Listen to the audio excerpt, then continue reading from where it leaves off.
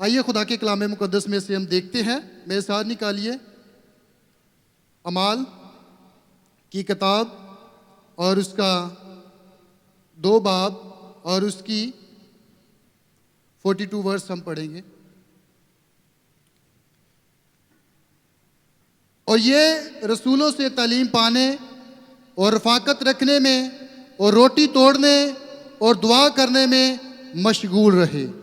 कलाम मुकद्दस का पढ़ा जाना सुना जाना हम सब के लिए बाइस बरकत हो। एक मसीही ईमानदार के लिए अजीजों, ये 4 चीज़ें, ज़्यादा नहीं है, कितनी चीज़ें हैं? 4 चीज़ें बहुत अहमियत की हामिल हैं कि हमारी ज़िंदगी में ये 4 चीज़ें होना बहुत ज़रूरी है। पहली क्या है? तालीम पाना। तालीम, हम स्कूल में, यूनिवर्सिटी में, कॉलेज में अपनी दुनियावी तालीम को हासिल करने के लिए जाते हैं। कोई डॉक्टर बनना चाहता है, कोई मार्केटिंग की डिग्री हासिल करना चाहता है, कोई इंजीनियर बनना चाहता है तो वो इंजीनियरिंग यूनिवर्सिटी में जाएगा। लेकिन खुदा के कलाम की तालीम पाने के लिए हमें चर्च में आना है, हमें चर्च में आना है। अगर हमने खुदा के कलाम को सीखना है तो हमने चर्च में आना है। बहुत सारे रिसोर्सेज आज बन चुके हैं, यूट्यूब पे, फेसबुक पे, ट्विटर पे, बहुत सारी चीज़ें ऐसी हैं जो आपको कलाम सिखाती हैं। लेकिन रसूलों ने इस चीज़ को प्रैक्टिकली करके दिखाया है कि क्या करना है कि तालीम पाने के लिए हमने एक जगह पे इकट्ठा होना है। हालेलुया। और वो जगह सिर्फ और सिर्फ चर्च है। वहां से हमने तालीम पानी है। खुदा के खादिम के वसीला से हमने आज तालीम को पाया है। अगर हम कहें कि हमने यूट्यूब पे इस चीज़ को सीख लिया, नहीं, स्कूल में हमारी बहुत सारी बहनें, बहुत सारे भाई जो है स्कूल टीचर है, बहुत सारे इस चीज़ को जानते हैं कि फिजिकली जो पढ़ाना होता है, फिजिकली आमने सामने होकर उसमें, और क्या नाम है उसका जो आजकल चल रही है पास साहब, ऑनलाइन पढ़ाई होती है। और कौन सा ऐप चल रहा है आजकल? जूम, उसमें या फेसबुक पे आप लाइव आ रहे हैं, जो भी है, तो उसमें पढ़ाने में और ऐसे फिजिकली कलाम सीखने में बहुत फ़र्क है। ये रिसोर्सेज है खुदा के कलाम को दूसरों तक पहुंचाने के लिए, लेकिन प्रैक्टिकली इस तालीम को हासिल करने के लिए हमने क्या करना है? चर्च में आना है। हालेलुया। दूसरी चीज है रफाकत, रफाकत रखना। कैसे लोगों के साथ रफाकत रखनी है? जो शराब पीते हैं या दारू पीते हैं या ज़िनाकारी करते हैं? नहीं। एक मसीही ईमानदार के लिए खुदा के खदाम के साथ, खुदा की कलीसिया के साथ रफाकत रखना बहुत ज़रूरी है। अगर आप रफाकत नहीं रखते तो यकीन जाने कि आप बिल्कुल ठंडे हो जाएंगे। कोयले को कभी देखा? कोयले को, जब वो सारे कोयले जो होते हैं ना इकट्ठे होते हैं और उसके अंदर बड़ी एक चमक होती है आग की, बहुत हीट होती है उसके अंदर। लेकिन जब एक कोयले को आप उठाते हैं और साइड पे रख देते हैं तो कुछ ही देर के बाद वो बिल्कुल मदम हो सकता है, आप हाथ से उठा सकते हैं उसको, आप उसको अपने हाथ में उठा सकते हैं।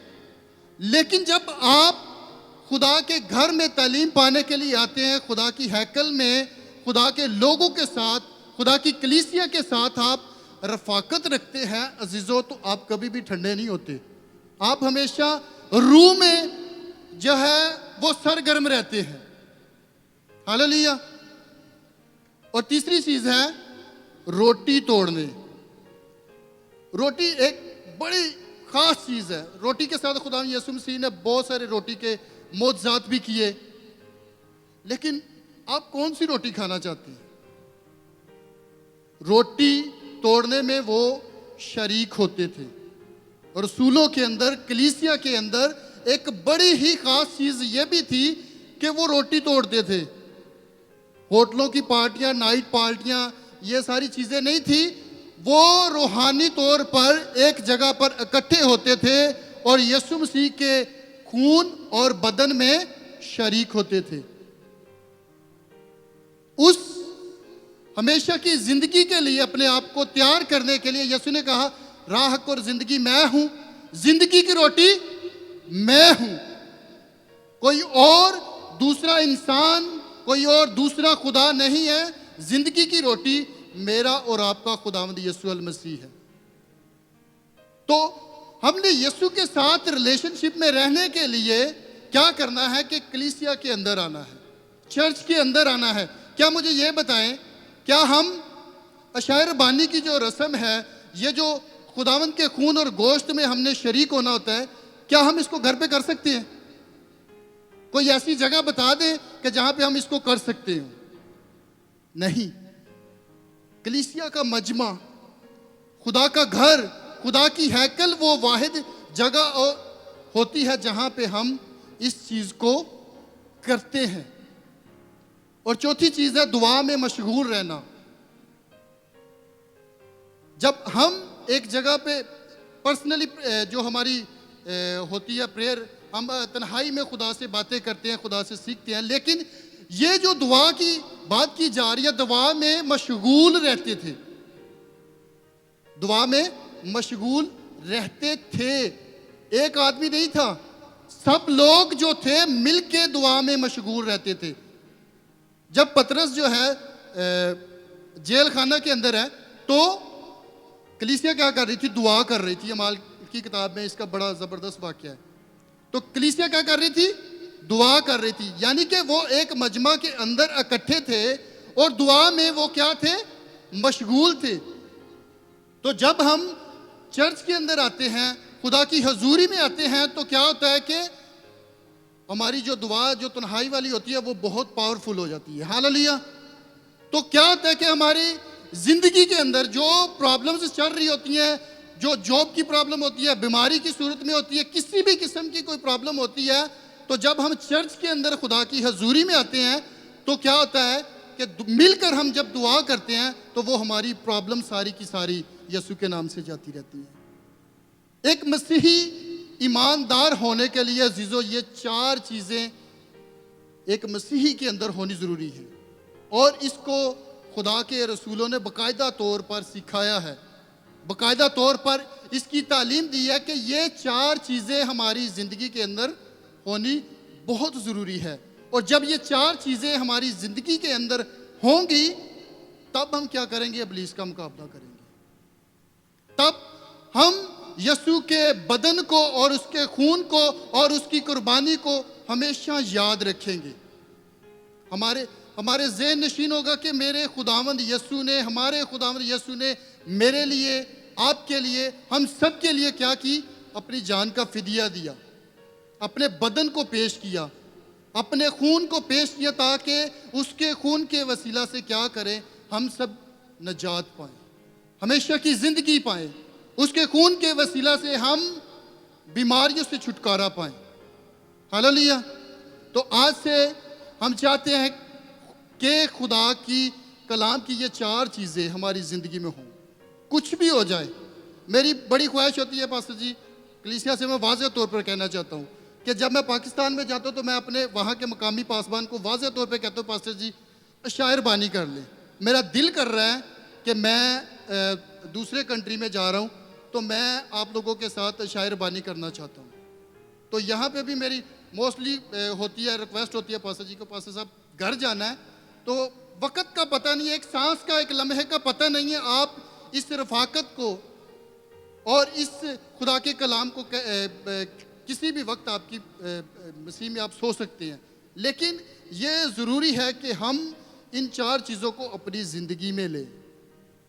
चार चीज़ें शुरू से क्या है जी? पहली, आवाज़ नहीं आई, तालीम पाना रसूलों से।